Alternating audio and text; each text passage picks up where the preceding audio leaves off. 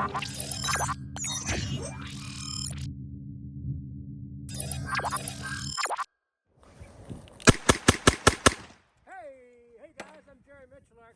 I'd like to give you 5 easy tips to be a better revolver shooter. So, number 1, most important, guys, is to have this thing down as low in your hand as possible.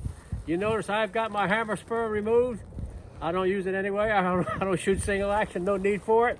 So what I try to do is, if you look, the top of the web of my hand is over the top of the frame.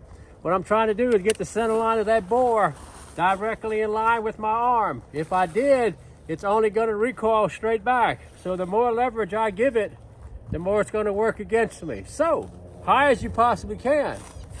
Next thing, way overlooked, finger low as you possibly can. So I'm going to use the bottom of that trigger just like a lever. The longer the lever, the easier. The higher it is to the hinge pin, the harder it is. So that's number 2. Number 3 is how to use your support hand correctly. And what I do on a revolver, I like to get my hand under the trigger guard right here and really wrap my thumbs and push in hard. I'm trying to get as much of me as I can on the grip, but I'm locking these thumbs in really sharply like this. Finger down low on the trigger. That's number 3.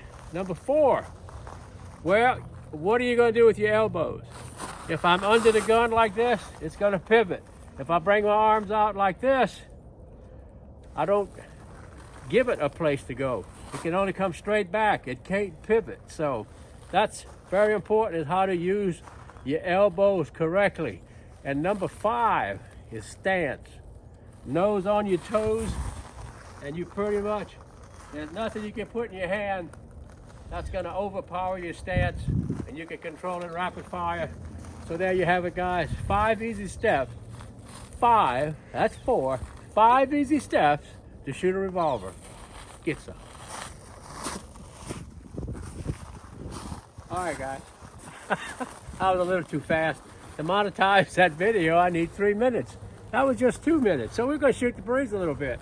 One thing I do to my revolvers, and I'll give you an idea of how I set my revolvers up. And there's actually 2 trigger techniques. I kind of short stroke you on one. And that's one of the techniques I use on a trigger. I call it short stroking. So, what I mean by that is just that if I'm going to make a precision shot at range, I'll just come to what I call half cock. And it's actually easier when you have a little bit of weight in the cylinder because it indexes a little quicker. So if I'm going to make a precision shot at range, I'll cycle it that way. My favorite technique is just to have a very slow and deliberate double action.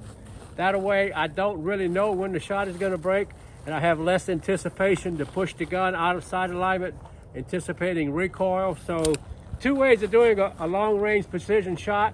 One is to just get the gun on target and just keep pressing. The other one is to stage it. I've got a friend that does the staging even in rapid fire. He's good with it.